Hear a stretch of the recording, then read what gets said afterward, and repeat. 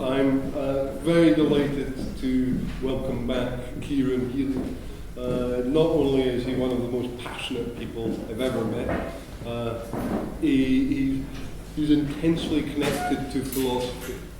This space is about being able to talk about ideas. We should have fun with knowledge. We shouldn't be afraid to talk about ideas and worry about are they right, are they wrong? Well, philosophy is about that. You know? So please welcome Ciaran to the second part of his fabulous philosophy and drink it in. Okay. Cheers.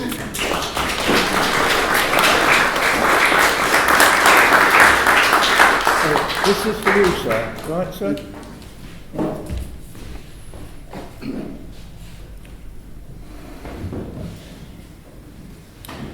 Today we're going to take a look at how a strange new perspective on what humanity is opens up a radical new approach to the issue of human suffering. It's based on the idea that we have fundamentally misconceived the basic nature of the human mind to a degree that's essentially total.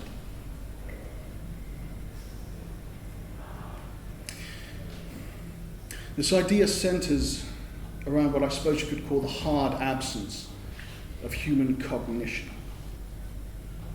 We don't really think. What happens instead is that very convincing illusions of thought are projected by the brain. Stories of thoughts that never actually happen, which are then fleshed out with emotional quality, color, flavor, life, to produce the illusion of the human self.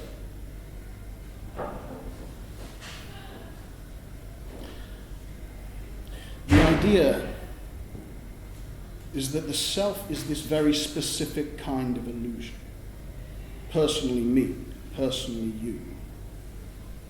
We are narrative illusions. This has always been happening. It's the basic nature of the human animal. And moreover, it's an illusion that's evolved in a very specific way, for a very specific purpose. A good way to think, to get your head inside it, when we're talking about the human self as display, is to think of a peacock's tail, just as the spine in the center of a peacock's feather holds up the colors of the feather itself. So to do human ideas, concepts, beliefs, rationality act as a structure lit up with emotion, quality, flavor. The unique flavor of each individual human to produce us, the illusion of us. This isn't something we're doing, it's something we are.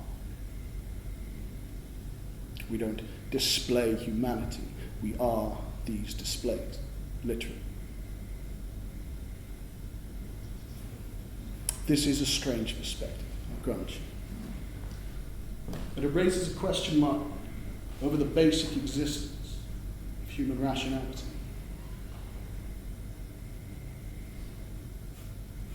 It's not that rationality is bad, that it's incomplete, or that it's cold or logical. It's not that it needs a caveat, some theory about cognitive bias. It's that in a very real way, it literally doesn't exist.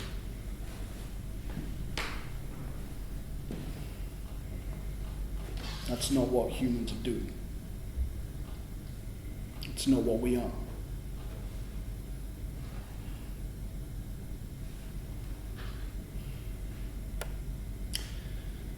our ability to engage with situations is constrained by our comprehension of them. If our entire interaction with ourselves has been constrained by us being fooled by this face value appearance of reason, when what's actually going on is something totally different,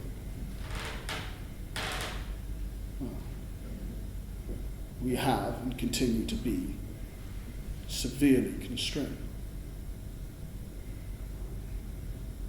Chief among these constraints is our ability to deal with pain, anxiety, anger, depression, despair.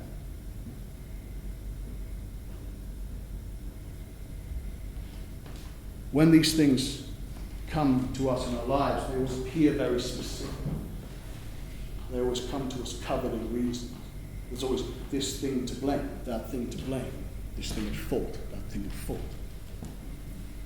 It's always very hard and very cruel, but it's always rooted in a very specific context. Now, of course, when you start looking at things like depression in its very extreme form, the issues can become very existential and very broad. But they're still there. There's proximate reasons.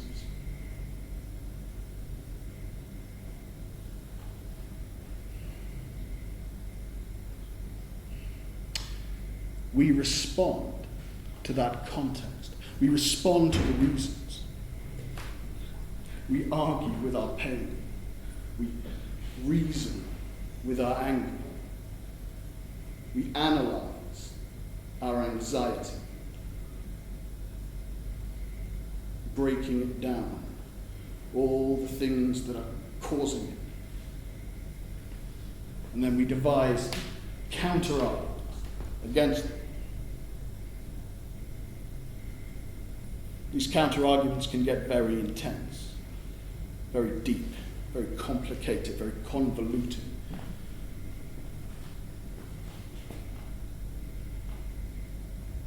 And it never works. We argue with ourselves passionately, but no matter how good those arguments are, no matter how clever, no matter how forthright, no matter how insightful, we always end up just spinning our wheels. We never gain traction.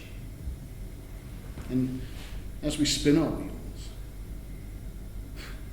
we press harder on that accelerator pedal, we argue harder, argue crueler.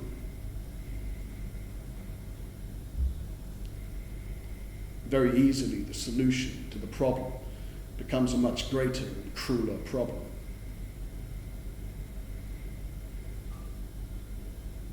It's very easy to spiral out into extremes. Sometimes it doesn't last very long. You get a spike, you explode. You might do damage to your relationships, your work, your lives, the lives of others. But after perhaps a good night's sleep, it can subside.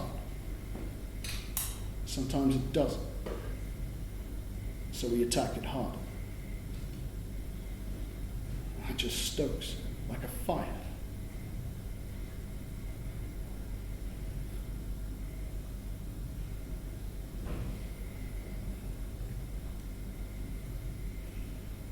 When we're talking about these amplified extremes, it's very important to see that, yes, from our point of view, when they happen to us, they look very convincing, and we do like to think they are. We like to think they're unique, especially when they happen to us. Yeah. Sure, of course, all this other stuff everyone else is doing is completely crazy, but when it happens to me, this time it is unique. This time it is special. This time, these are the real reasons. Look at how real they are.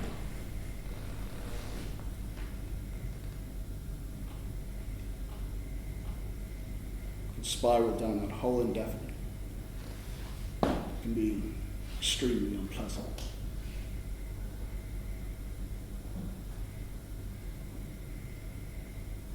It's nightmarishly hard to pull yourself out.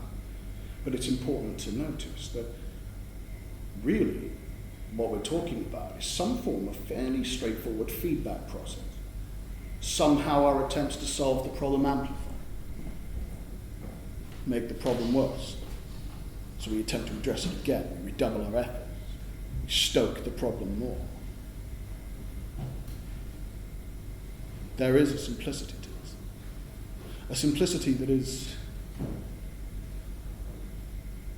difficult to spot from the inside.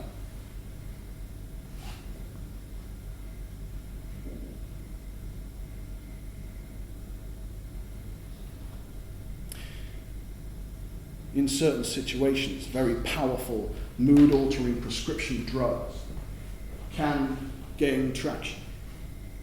I certainly wouldn't want to belittle the importance of those to some people. At specific times in their lives, they can be life-saving, but they can also be a life sentence. Living in a reduced, pacified experience of being human. Never actually coming to grips with what's really going on.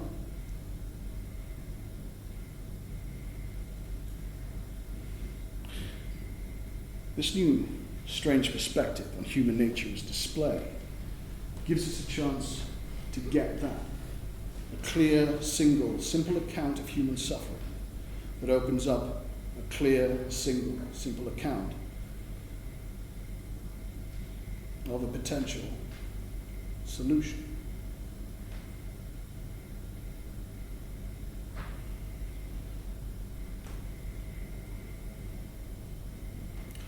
The key is seeing past the mere fact of the illusion of self.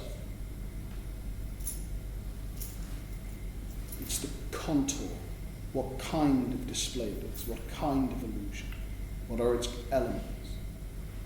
In what way is it doing what it's doing?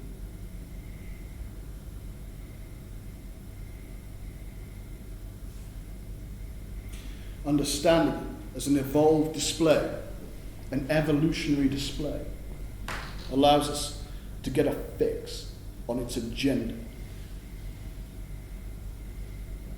That the human self has specifically at its core the agenda of such a display. And with that agenda in mind, all the brilliant, coherent, unique, really convincing reasons why we're unhappy or afraid or angry, whatever, none of them are even remotely relevant to the real and secret purpose of that pain. To be seen, to be vivid.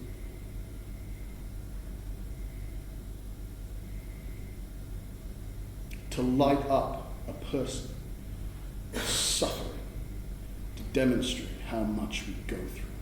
To light up a person with fear, to demonstrate the depth of our concern. To light up a person with rage, to demonstrate how moral we are. Because we hate something so evil, so much.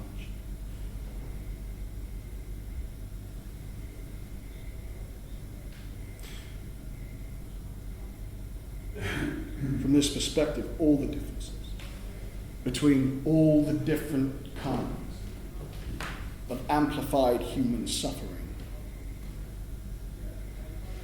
all of a sudden they're just completely incidental, because we're not looking at 1,000 different problems. We're looking at one problem with 1,000 different expressions.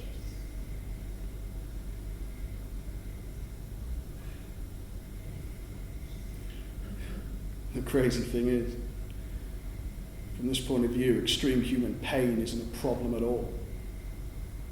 It's a faculty.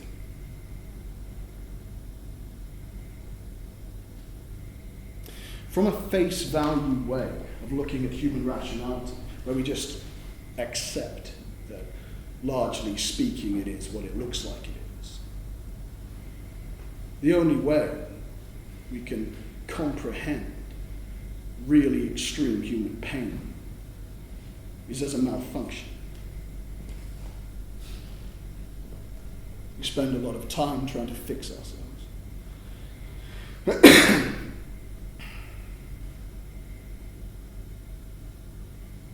But the amplification of pain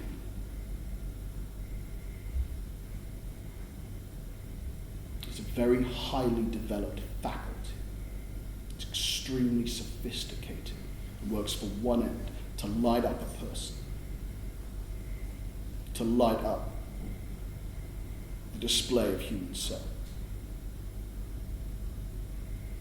Everything else is incidental, everything else, which is to say, the entire structure of all thought, reason, rationality, rationalization, everything that buttresses, enables, stokes, gives powerful context to these extreme feelings. It's just a very well evolved and well woven facade.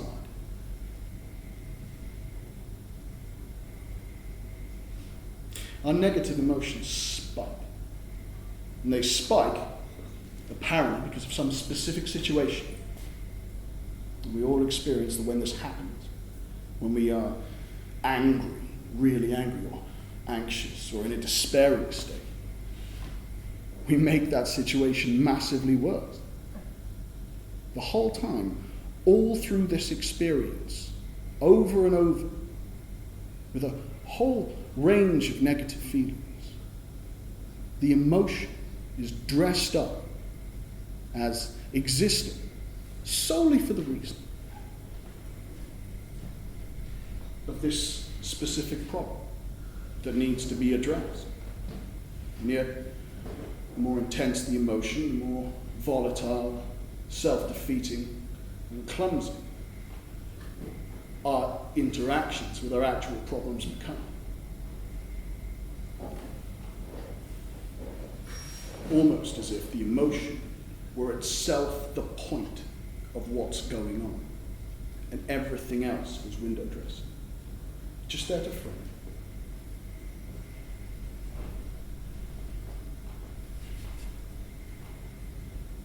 Of course, there's another way of looking at it, which is that we look for reasons as fodder to stoke and justify emotional display, quality, flavor, because that's what gives the display of self its compelling force. So what do? Well, I think the historical perspective is a useful one here. We live in interesting times, but we didn't evolve here. We evolved in a different situation. We're calibrating to a tribal world.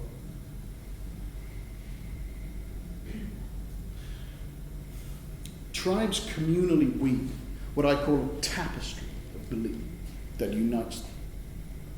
Oral traditions, legends, folklore, myth. These things always are extremely rich and distinctive and fascinating. You can catch a sense of that really intense, fascinating depth and flavor when you look at something like the Aboriginal Dreamtime, or the mythology and spirituality of other indigenous cultures. This tapestry of belief provides a stable and rich context against which our beliefs as individuals take on a special power and a deeper resonance. Our beliefs unite us with other members of the tribe. Those of us who live inside the same shared tapestry we have, for want of a better way of putting it, a common moral universe within which we can display virtue, worth.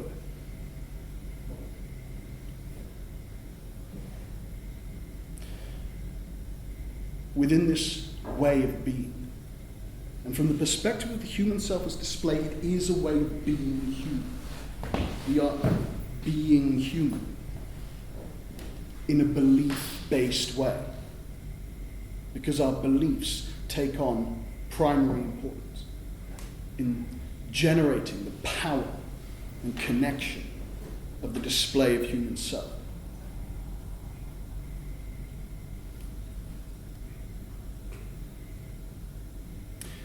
The first big tectonic shift that I think disrupted this was farming.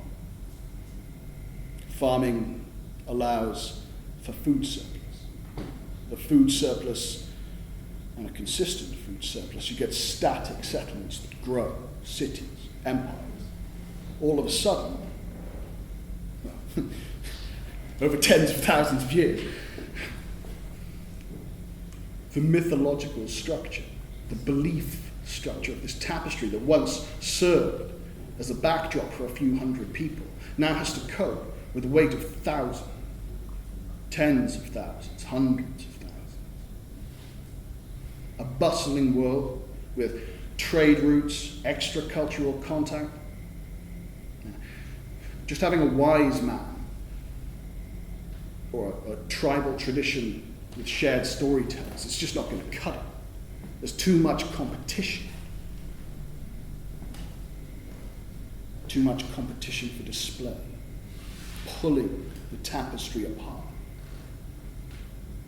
The more competition, the more the need for a stronger and more developed belief context. On the level of a civilization, we need a dedicated cast of people specifically tasked with entrenching, enforcing, embellishing this cultural tapestry, a priestly cast. So, our belief tapestries become heavier, thicker, more rigid, more entrenched, but also more ornate. More people are enforcing conformity, but also more people are embellishing along sanctioned lines.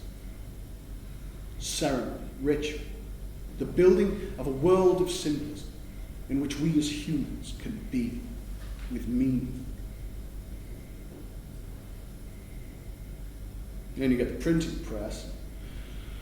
It's just not possible to keep a hold on big ideas. Then you get the internet, and it's no longer possible to keep a hold on anything. It's just too many cats. And then the belief context, if you think of it as the ground beneath our feet, it stops shaking and cracking, it just liquefies in the information age. It's just too much noise. For any large-scale, static belief system to persist.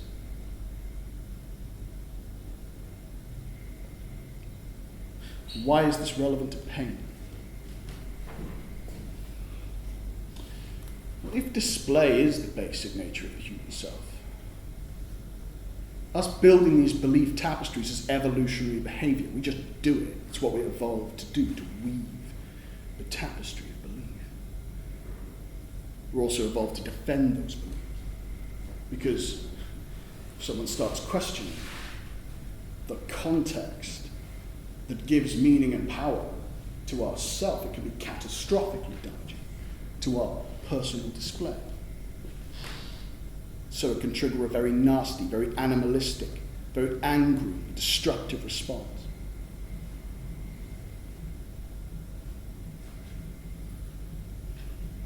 What if the tapestry fails and there is no one to blame?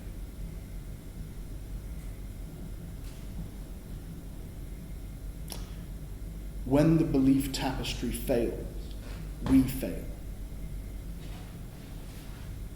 In simple terms, the human self has become compromised by the information age. We cannot produce reliable connections and tractions with each other through the way of being human that we have inherited from the past.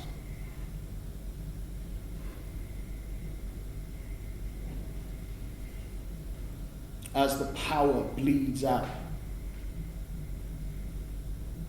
we default to emergency measures. We must be seen. We must be seen. We must be seen.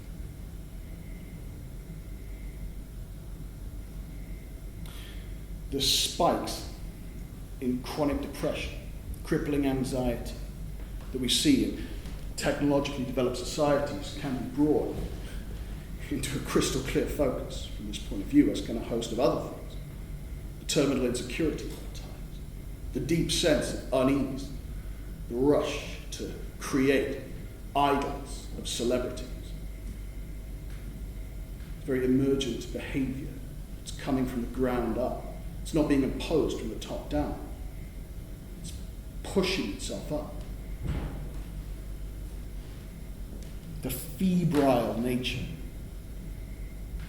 of our times and our culture, I think, is very revealing. We increasingly have to watch what we say, get a face full of rage. And of course, the need, most visible online, to turn every conversation into a fight, and every fight into a war of principles, in which we can display the role of an indignant hero.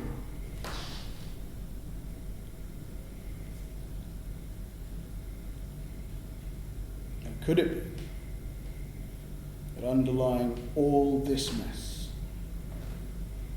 is just some single process, some single thing that's spiking division between us all? It's creating these spirals and whirlpools of pain we keep getting sucked into as a desperate attempt to shore up a failing way of being human.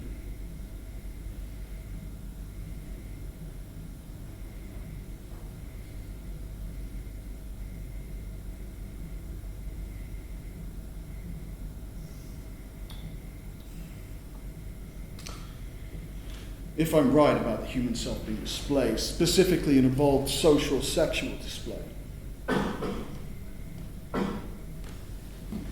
we might be able to devise another option, which will allow us, if this is true, to come up underneath amplified human pain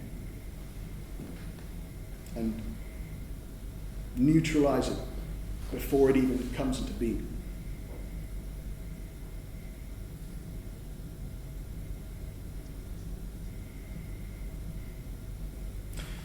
First thing is that we have to admit what we can't do. We cannot stabilize a belief-based human self unless we lock down the belief context of our lives.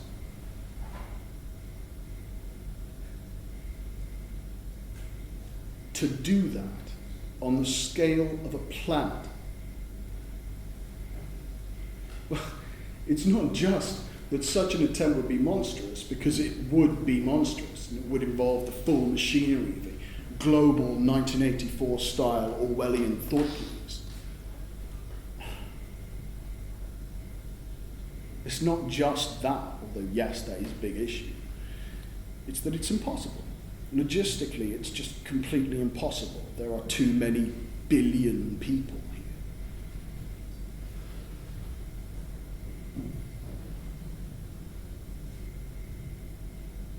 So we have to think differently. The power of the display of self comes from the color, the quality, the light that fills that structure. But the structure of beliefs is how we've always tapped that emotional power.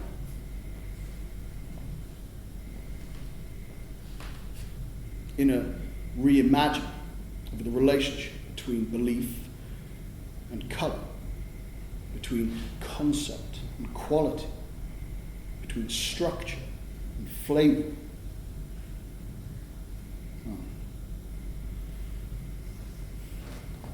I think we can do what we need to do, which is develop a new kind of human self.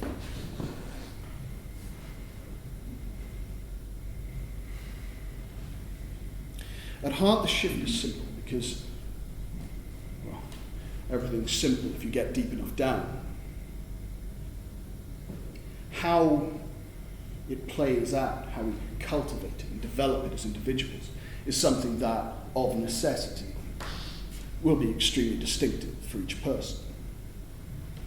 But the hallmark of this way is that instead of focusing on beliefs, to give that power, force to our lives, we tap the power of human flavour directly, the unique flavour of our individual personality.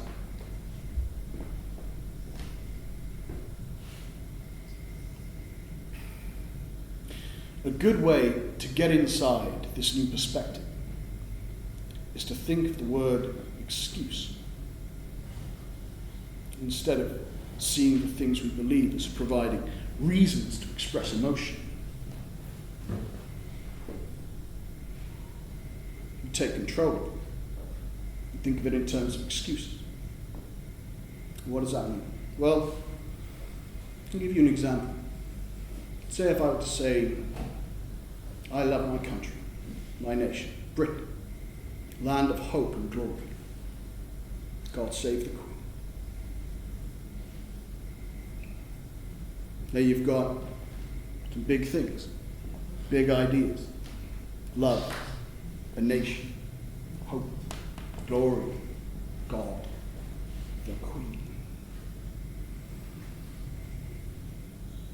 Because these are big ideas, a belief-based self is drawn to and uses them as the support structure to support these big emotions, big emotional display, big display of human flavour, big ideas, supporting big flavour. Something you see very clearly in America. The information age swirls around these big ideas. It penetrates and erodes their credibility, like water penetrates and erodes cement. It's precious little magic to patriotism now, precious little reverence.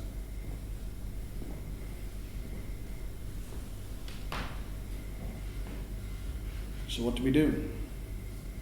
Well, those unwilling or unable to reimagine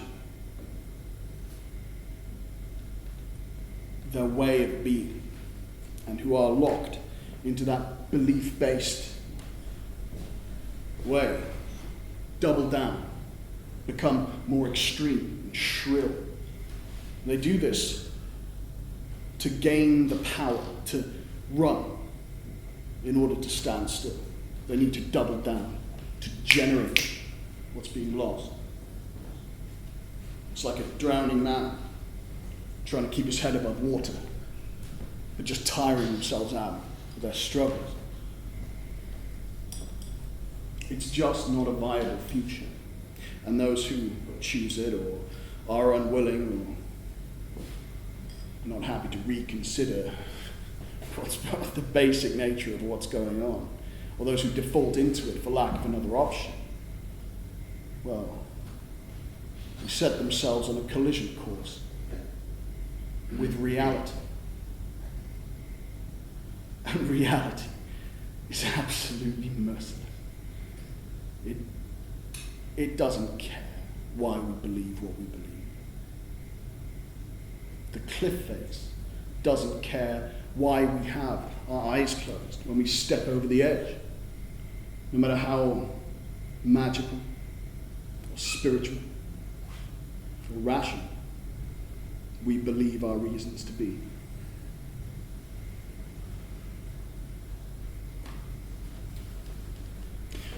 So if instead of doubling down on failing belief, to generate the same level of flavor and color, vibrance, why don't we consider something else?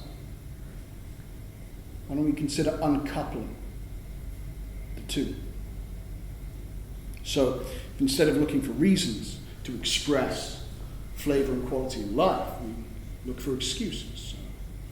Excuses just to express flavor, excuses to express quality, excuses to express life. Small ideas, big flavor. What would that mean? Well, I've already mentioned God and the Queen. I suppose I could tell you about my selection of t-shirts. I have an absolutely appalling selection of t-shirts. They are a crime against fashion. I have a red one I own.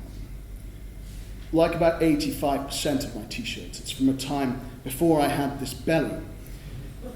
So if I wear it now, it clings to my skin, and I look like I'm sporting the spandex costume of an over-the-hill pro wrestler. I have a black one. It says animal on the front. It has an anarchist sign on the back. It's not in any sense intimidating. I look like a 13-year-old emo pretending to be Gandalf. I can't tell you why though. I love that top. I think I'm being ironic. I don't know, honestly, at this stage. I have another t-shirt, it's also black. It has a picture of David Hasselhoff's face on it. And in cheery letters, it reads, "Don't hassle the Hoff." Now, you think I'd like that. Honestly, actually, I did appreciate it when I got it, but when you actually have a picture of David Hasselhoff's face on the front of your body, it gets a lot of comments throughout the day. And after a whole day of wearing it, I feel, honestly, I look in the mirror and I just think of all the people throughout history I could be raising awareness of. I've spent the day raising awareness of David Hasselhoff.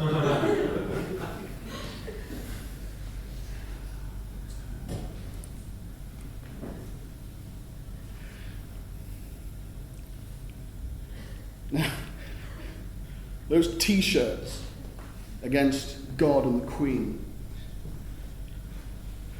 well, I certainly felt like I was on much stronger ground.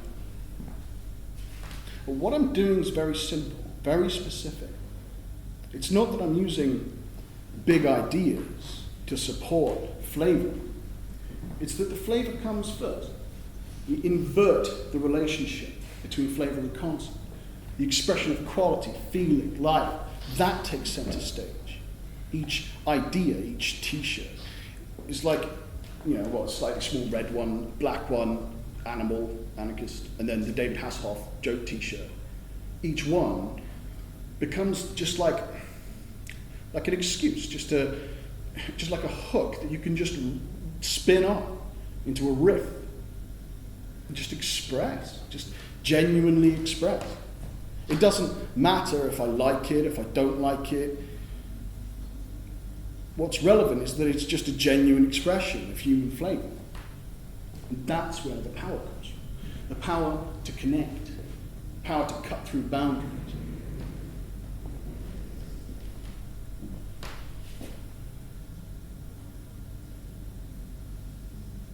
Let's just go through a few things about how belief-based and flavor-based self stack up against each other. First, commonality. When you're dealing with belief, you're trying to connect with someone based on a set of facts and things they believe, specific, static ideas that you have in common. Well, it's a total crapshoot.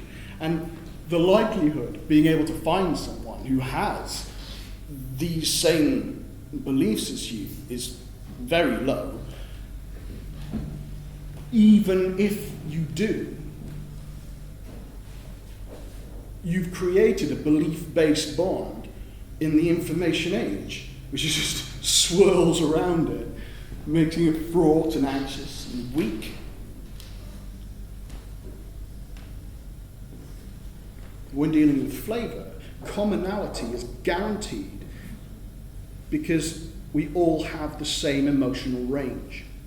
We all have the same range of quality, flavour, the same spectrum.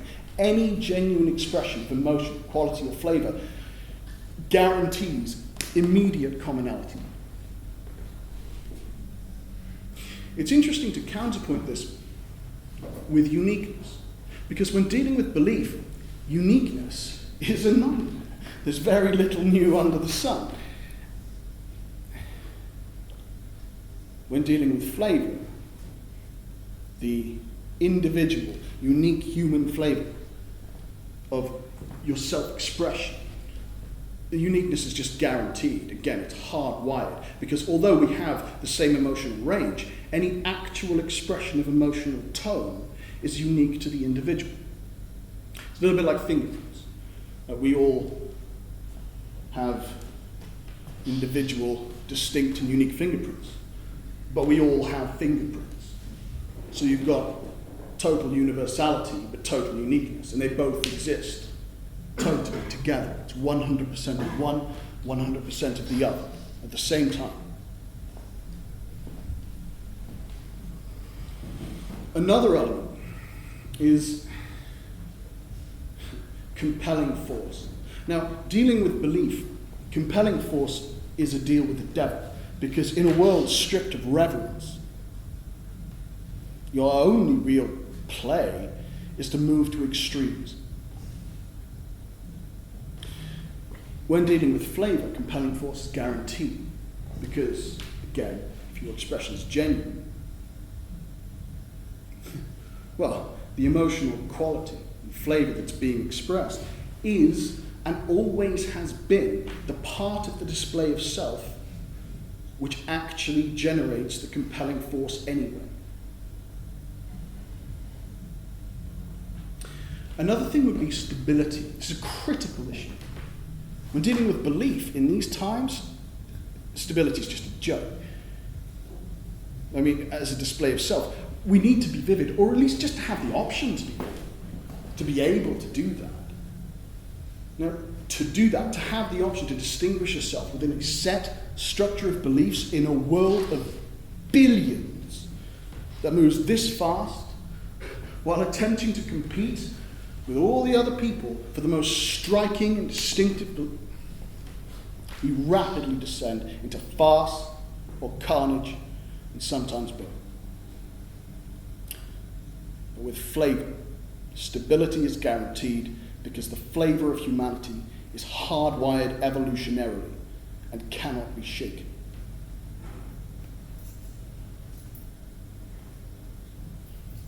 In a belief-based way of being, we have set values.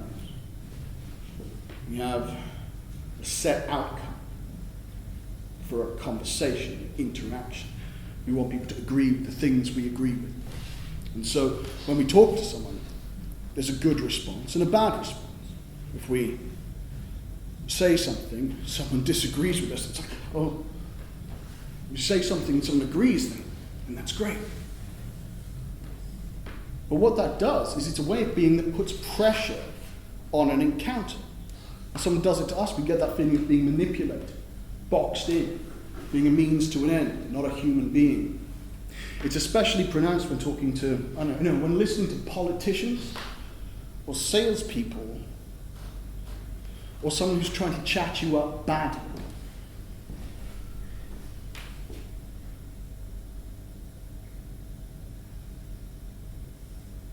When the beliefs are secondary, there's a totally new dynamic that can be developed.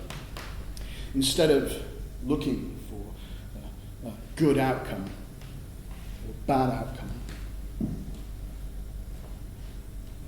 everyone's just free to respond in any way they want to.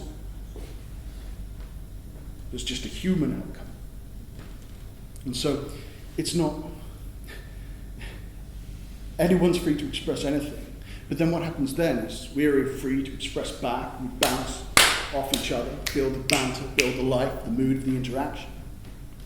And then the crazy thing is that all these big divisive issues we hold on to, we want to, when we get that electricity between us, we can move the entire relationship, even if a very brief relationship, if it's just a conversation, we can move the whole tone of the conversation into a place where considering big, divisive, scary beliefs, new perspectives, this sort of thing, normally things that we would be terrified to consider or angry to consider, it just isn't that big a deal because we're doing it among friends.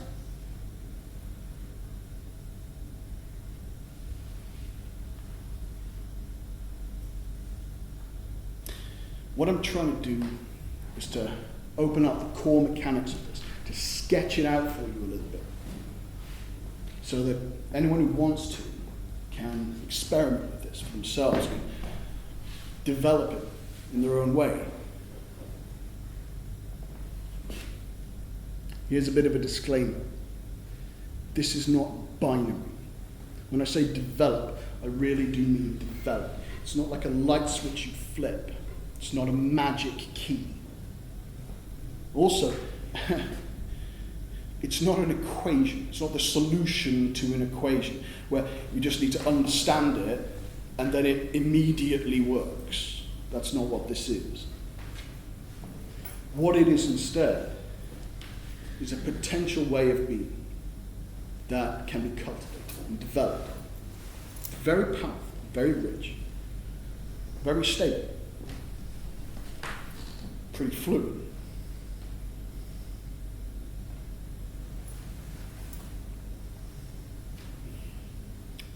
If you try to use it or any part of it as a mantra or a belief system, it's just going to spin out, lack power, like every other belief system we have in these times. So instead of that, we use it to cultivate a new and vastly more powerful way of being human. Instead of belief-based humanity, it's flavor-based humanity. A new avenue, a new option, what's possible.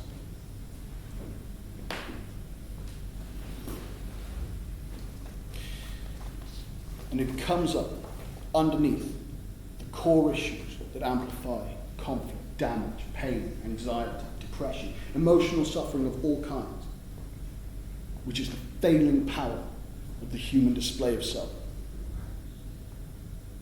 It works way deeper than any difference between people, cultures, genders, race, age, because it depends only for its efficacy on the basic shape of humanity itself.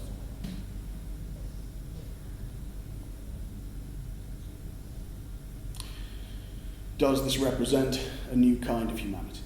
I believe yes. The way in which we express ourselves is the way in which we are, because humanity is expression. We are such stuff as dreams are made of.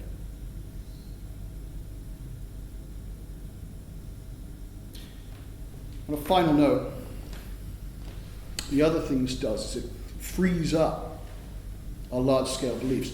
When we lean on belief to give power to the human self, we warp belief. This is especially prominent and damaging in very large-scale beliefs. In belief-based humanity, they're not there to be accurate. That's not their role. They're there to frame our lives, frame ourselves within a specific kind of picture where what we do takes on meaning and power. If we don't need that, if we don't need that highly charged frame, if we don't rely on it desperately, we can bring massively more nuance to our understanding of the very large. We live lives of subtle but large vision. And coupled with the potential to develop potent expressive force. You can imagine new and different kinds of change, work with stability, passion, pressure over time to make those changes real. But then, it's something for the next lecture. I'm sure I've bored you all quite enough. Are there any questions?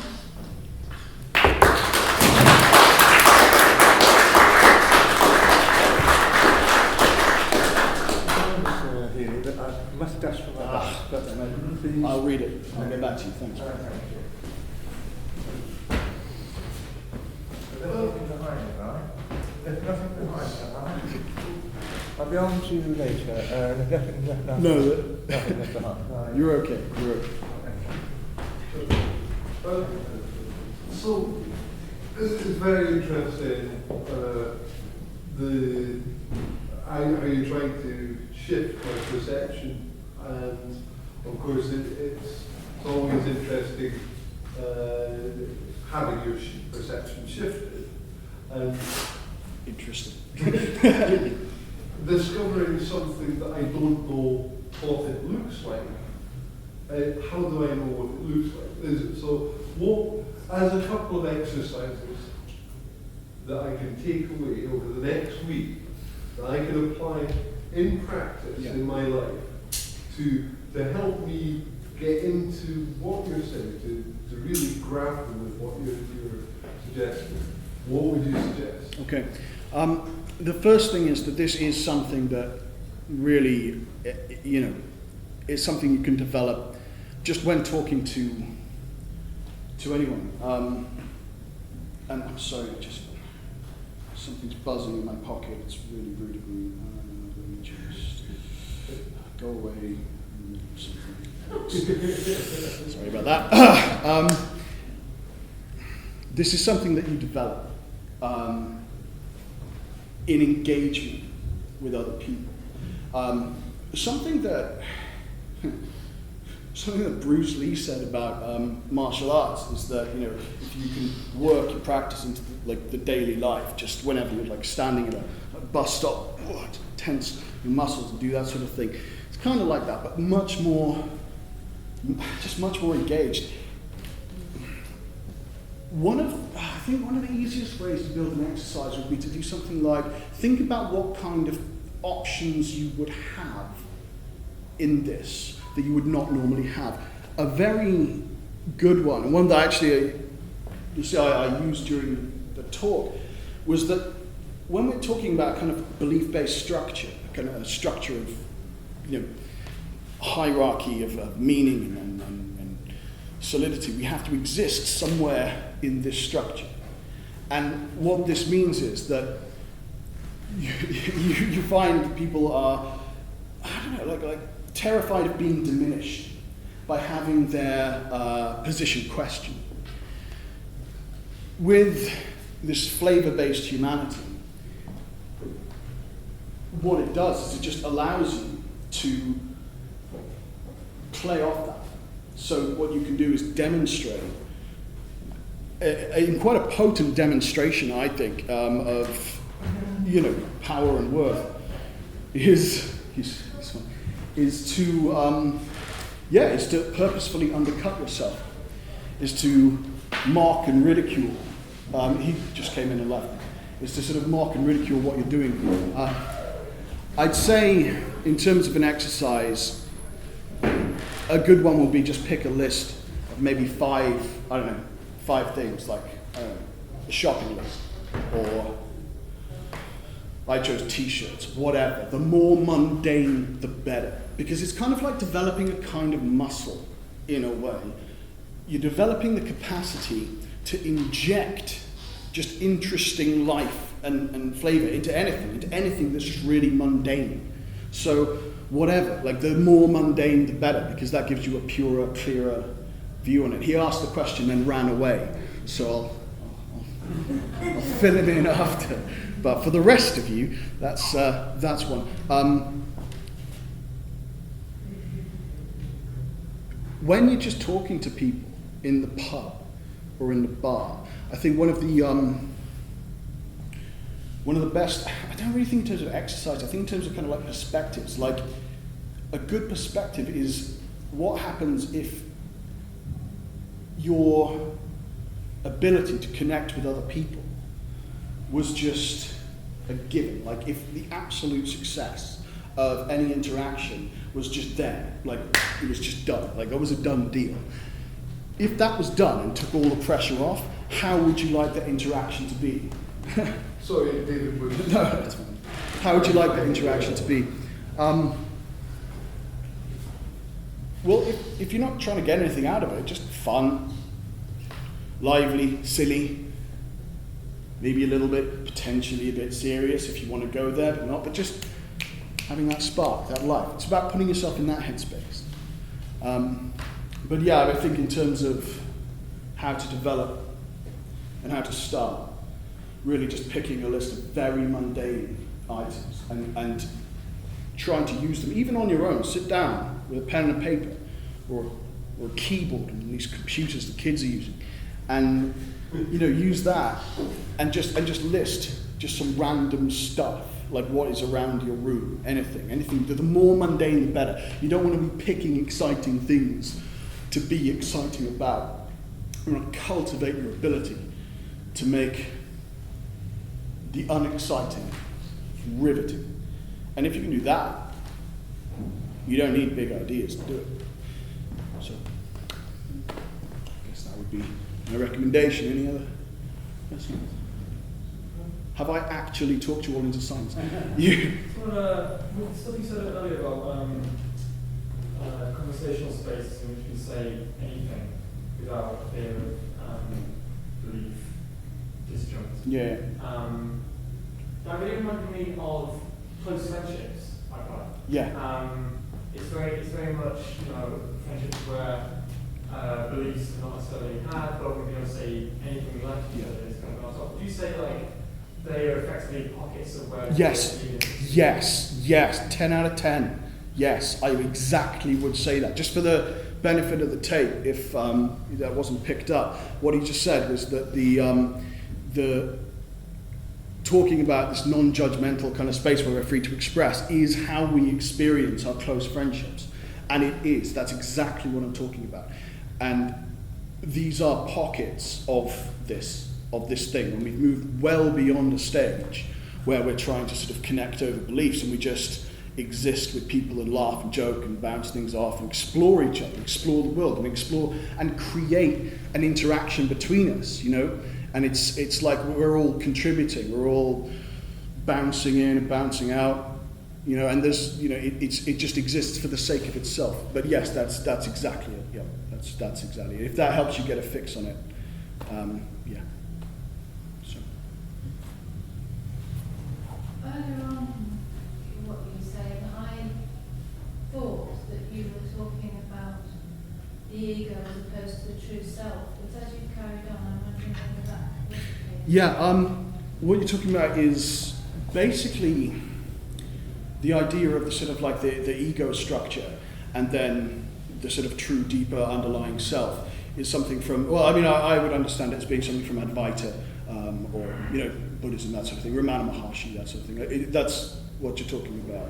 Am I right? I wasn't particularly talking about Buddhism, but... Well, okay, I mean,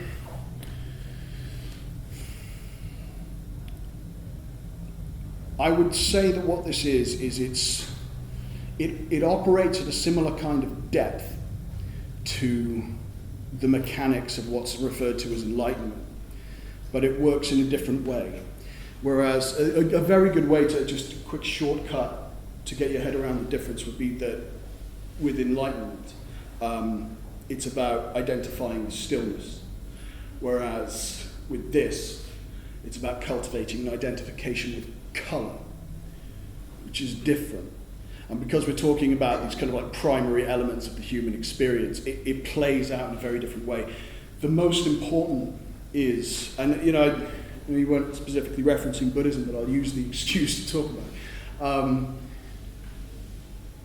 When we try to use sort of stillness and meditation to dampen or disengage or even potentially annihilate human suffering, there's an antagonism inherent in that between the stillness and the noise. And within the kind of understanding of, the egoic self, what's understood as the ego, Eckhart Tolle writes brilliantly about this. If you're interested, he just cleans it right up. It's very easy to understand. But instead of looking at the ego as something inherently dysfunctional that cannot be salvaged, if you look at it in those terms, then really either annihilating the ego or finding a way to undermine or simplify the structure or whatever is your only real play.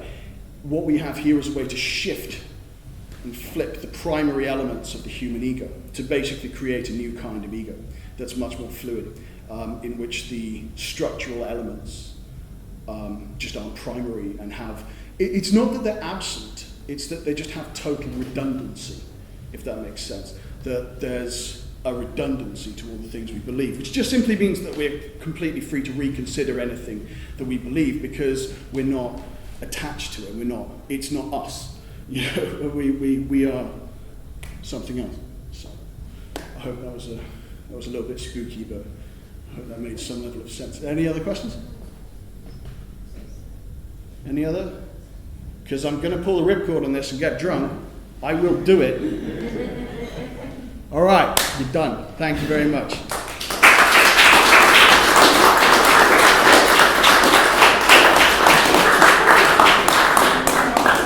Well, thank you, Ciaran. A big thank you to Derek for Yeah. And can I just say, can you please give Alex a round of applause, please? Can you just give Alex a thank you? I'm back at you. The room's made by everyone. I like what you were saying about friendship, and for me that word creates the most dynamic spaces, and that's why I like the informal. Just a heads up. The next event is on the 12th of August, I think. It's at the Central Library on the mezzanine. There are two very interesting folk coming all the way up from Oxford. If anybody's familiar with Ruskin College, one was a teacher, one was a pupil. So that's in August. In September, Ciaran will be giving part 3 of his philosophy on the 11th. And meantime, if you're around and you like live music, I have teamed up with this gentleman, Derek, and Edinburgh Fringe Live and Ragged University are putting lots of local bands on the stage just in the pear tree. There's incredible talent out there, and you can come along, you can see the music, you can enjoy it, and hopefully enjoy the sunshine. Check out edinburghfringelive.co.uk, and there's 26 bands. Meantime, please help finish off the food, take away, we don't want any waste. Thanks all for coming, for making the room, and I hope to see you all again soon. Thanks once again to Ellen and Ciaran and yourselves.